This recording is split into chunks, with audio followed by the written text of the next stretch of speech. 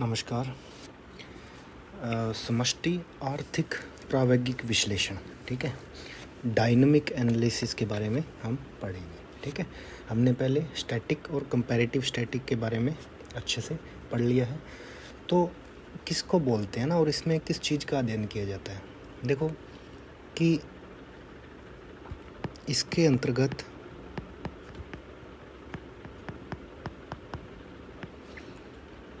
समष्टि अर्थशास्त्र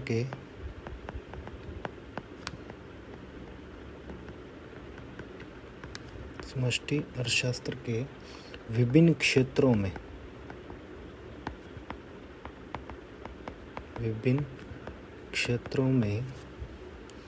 होने वाले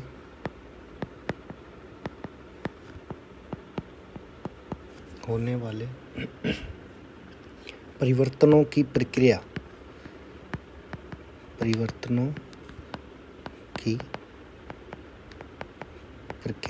ठीक है, क्या बोलते हैं इसको, प्रोसेस ऑफ चेंज,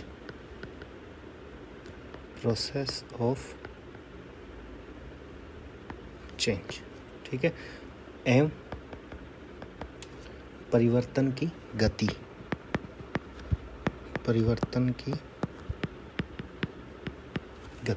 ठीक है, इसको क्या बोलोगे, मूवमेंट ऑफ चेंज।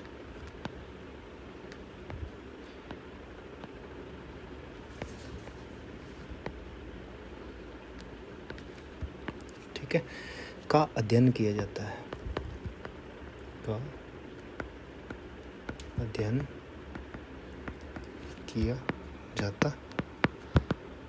ठीक है।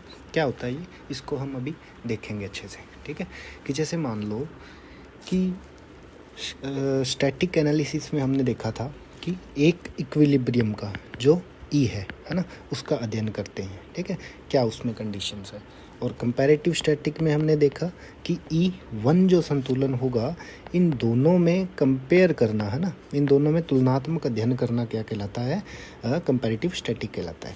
लेकिन इस E से E1 तक जाने की जो प्रोसेस है ना, इसमें दो चीज़ें इंक्लूड होंगी। कौन कौन सी, एक तो प्रोसेस और एक उसकी मूवमेंट, है ना, कि प्रोसेस है ना, यानी कि प्रक्रिया क्या है, ठीक है, किस, और दूसरी यानी वे कौन सा है, उसका किस रास्ते से E से E1 तक पहुंचा है, और उसकी गति क्या है ना।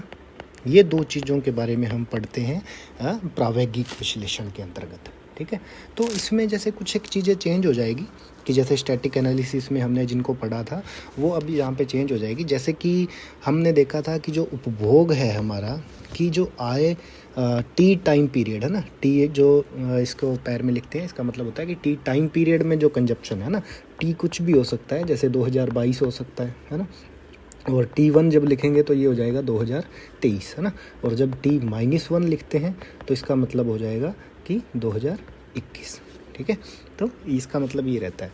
तो T जो है, T टाइम पीरियड में जो कंजप्शन रहेगा वो उससे पिछली समयावधि है ना की आय का फंक्शन होगा। ठीक है, T-1 का, F का मतलब होता है फंक्शन, है ना, फंक्शन मीन्स कि निर्भर करना, है ना।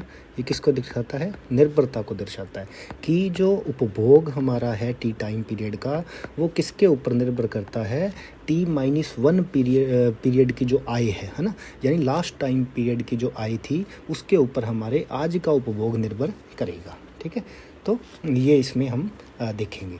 और इसी तरीके से त्वरक का भी इसमें यूज रहता है।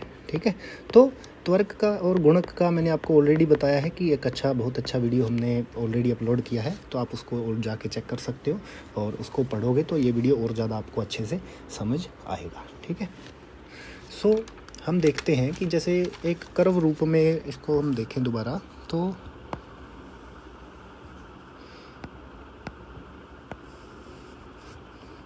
एक्स वाई राष्ट्रीय आय,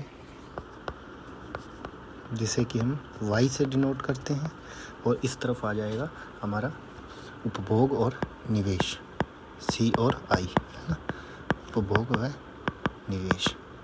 हमने देखा था कि जो एग्रीगेट सप्लाई फंक्शन है वो लगभग 45 डिग्री पे बनता है ना। इसका जो 45 डिग्री के ऊपर बनेगा, और जो इसको हम बोल सकते हैं AS कर्व, है ना। और जो एग्रीगेट डिमांड कर्व है वो हमारा कुछ इस तरीके से है ना। और ये जो है दो का कॉम्बिनेशन है, C और I का, ठीक है। तो इसमें हमने देखा था कि हमारा जो इक्विलिब्रियम है वो YT पे डिसाइड होता है ना। इसको हमने E से डिनोट किया था, है ना। फिर हमने जब कंपैरेटिव स्टैटिक पढ़ा, ये तो था स्टैटिक एनालिसिस, है ना, स्थैतिक विश्लेषण। जब हमने कंपैरेटिव स्टैटिक पढ़ा तो उसमें हमने देखा कि जब मान लो ये AD है, ये AD 1 हो जाता है ना, यानी कि C + I + डेल्टा I, है ना। जब हम कभी इन्वेस्टमेंट में चेंज करते हैं तो ये जो चेंज इन इन्वेस्टमेंट है ना, तो ये क्या है, डेल्टा I है। ये कितने के इक्वल होगा, इस पोर्शन के इक्वल होगा, है ना। जब इन्वेस्टमेंट में चेंज होता है तो हमारा जो एग्रीगेट डिमांड कर्व है वो शिफ्ट हो जाता है ऊपर की तरफ, है ना। तो ये जो इक्विलिब्रियम है नया, ये क्या कहलाता है, E1, है ना। तो E से E1 को कंपेयर करना हमने कंपैरेटिव स्टैटिक में पढ़ा था, लेकिन इस E से E1 तक जाने की प्रोसेस यानी प्रक्रिया और गति, है ना, इसको अध्ययन करते हैं हम इसमें डायनेमिक एनालिसिस में, प्रावैगिक में, है ना। तो अब डायरेक्टली तो हम E से E1 तक पहुँचे नहीं। इस तक पहुँचने के लिए हमें पहले, है ना, इसको थोड़ा इस तरीके से ना करके हम एक अलग कलर यूज कर सकते हैं।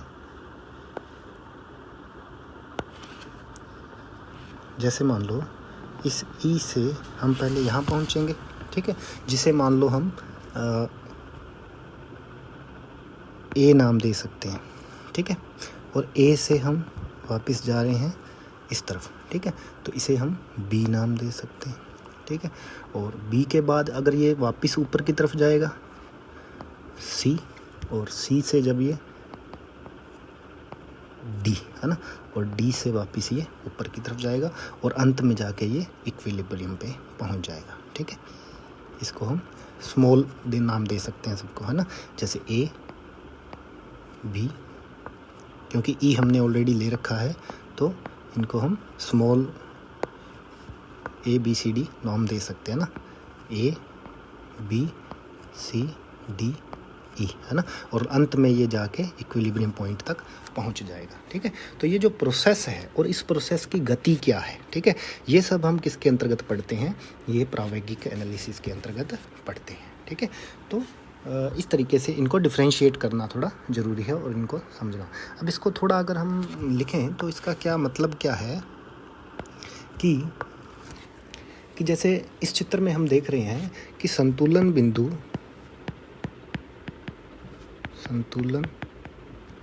बिंदु E से E बिंदु E1 तक, E से E1 तक का चलन, है ना, मूवमेंट,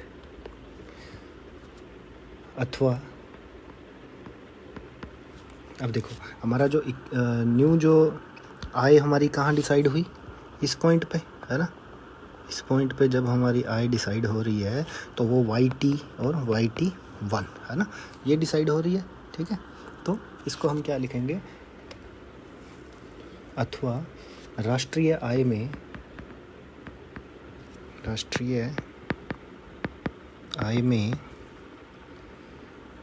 OYT से OYT1, है ना, यानी कि ये क्या कहलाएगा, ये चेंज के इक्वल होगा, है ना, Y में, है ना, Y में जो चेंज होगा उसके इक्वल होगा ना, कि YT से जब YT1 जा रहे हैं तो मान लो जैसे हमने देखा था कि 1000 रुपये इनकम से जब 1250 रुपये इनकम जा रहे हैं तो इसका मतलब क्या हुआ, 250 रुपये, जो कि हमारा क्या है, आय में चेंज है ना। तो ये जो आय में जो इतना परिवर्तन है उसकी वृद्धि की, OYT से OYT1 की वृद्धि प्रक्रिया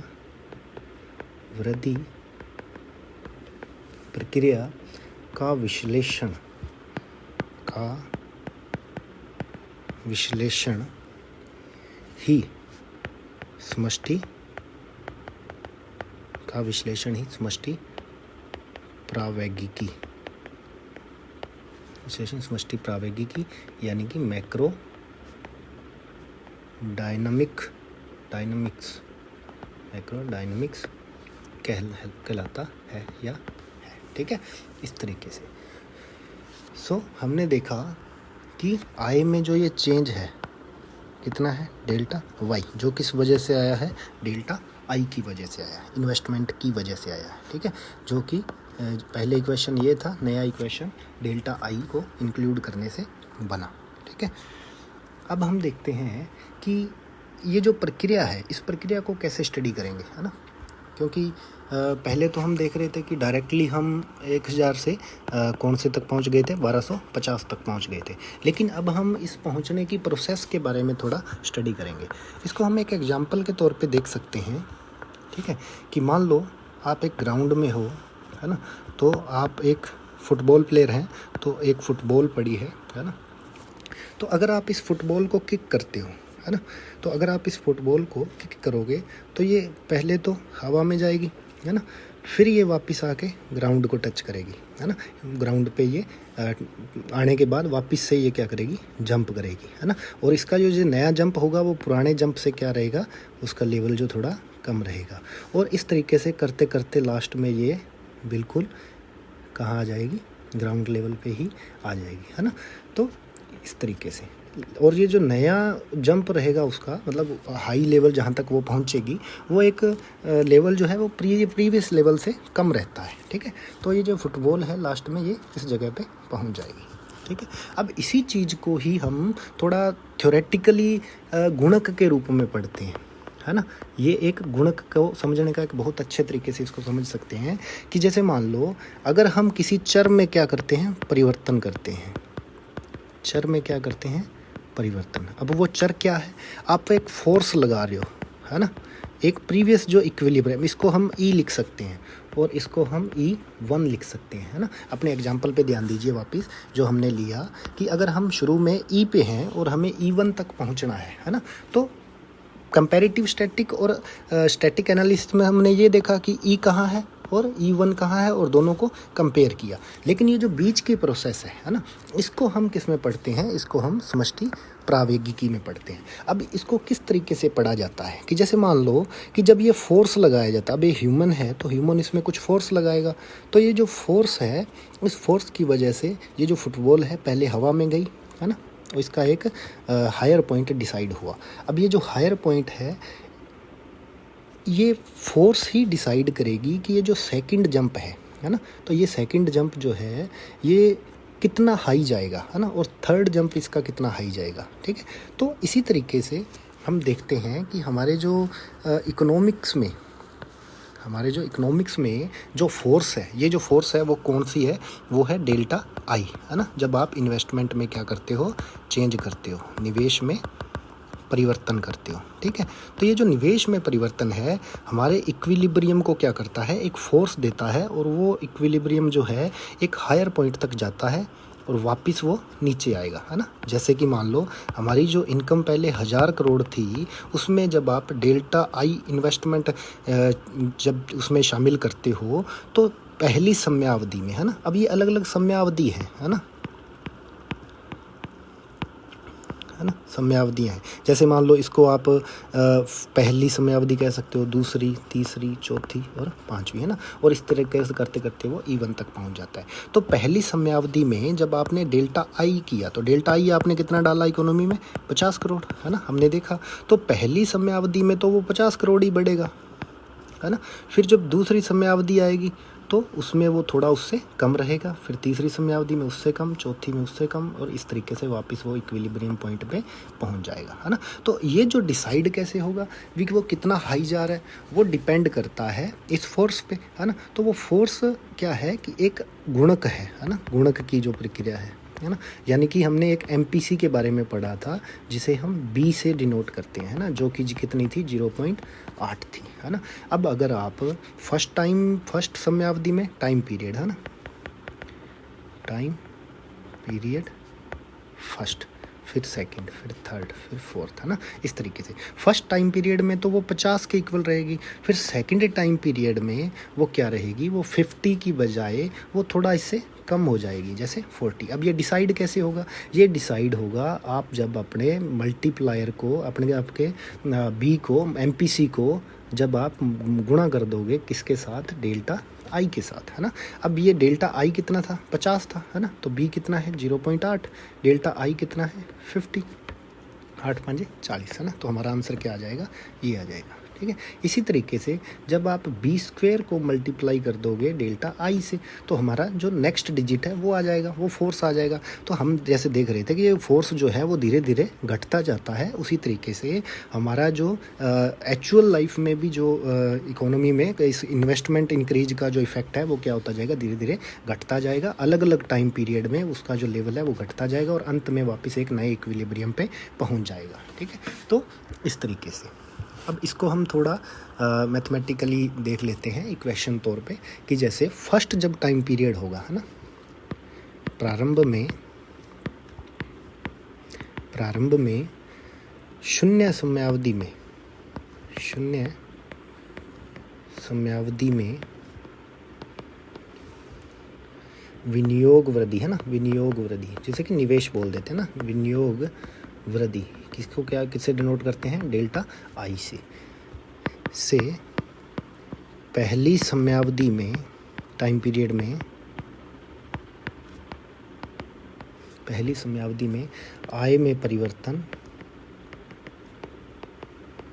जिसे कि हम डेल्टा वाई टी, है ना, बोलते हैं, वो किसके इक्वल होगा, वो डेल्टा आई होगा, है ना। जैसा कि हमने ऑलरेडी देख लिया कि पहले टाइम पीरियड में तो आप जितना फोर्स उसके ऊपर डालोगे, है ना, वो उस फोर्स के ऊपर डिपेंड करेगा कि वो कितना हाई जाएगी, है ना। तो फोर्स आपने कितना लगाया, 50 करोड़ का, तो ये जो 50 करोड़ ही डिसाइड कर रहा है कि आपका जो फर्स्ट टाइम पीरियड है उसमें आपकी आय कितनी बढ़ रही है।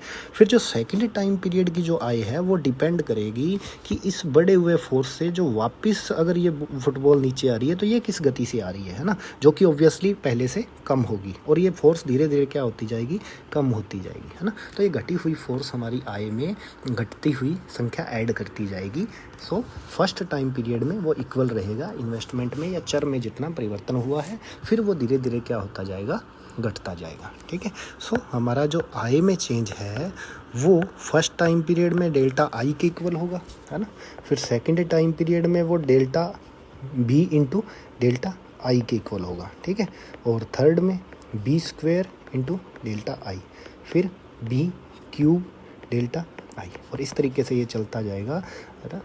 तो ठीक है, और अंत में ये कितना हो जाएगा, जितना चेंज था वो हमारा 250 के इक्वल हो जाएगा। जैसे हमने देखा कि फर्स्ट में तो वो था 50, ठीक है, और सेकंड में वो रहेगा 40, है ना, और इसी तरीके से अब आप आगे भी ज्ञात करोगे तो वो आ जाएगा 32, है ना। कैसे, 0.8 को अगर 0.8 से मल्टीप्लाई करोगे, ठीक है, तो वो आ जाएगा 0.64, और हमें इसको मल्टीप्लाई किससे करना है, डेल्टा आई से, है ना। 0.64 को 0.50 से अगर आप मल्टीप्लाई करोगे तो इसका आंसर आ जाएगा 32, है ना, जो कि हमने यहाँ लिखा है। और जब इन सब को हम ऐड करते जाएंगे तो लास्ट में ये टोटल किसके इक्वल आ जाएगा, 250 के इक्वल आ जाएगा, ठीक है। सो इस तरीके से हमने देखा कि किस तरीके से ये डायनामिक एनालिसिस जो है, ये जो शुरू का इक्विलिब्रियम है, जब इसमें 50 का इफेक्ट पड़ा, ठीक है, फिर ये 40 का आया, फिर ये 32 का आया, और इस तरीके से बढ़ते बढ़ते लास्ट में ये इक्विलिब्रियम पॉइंट तक पहुंच जाएगा, है ना। तो ये जो प्रोसेस है ना, और इस प्रोसेस की गति क्या है, एक तो प्रक्रिया क्या है और एक इसकी गति क्या है, इन दोनों को हम पढ़ते हैं किसमें, डायनामिक एनालिसिस में, ठीक है।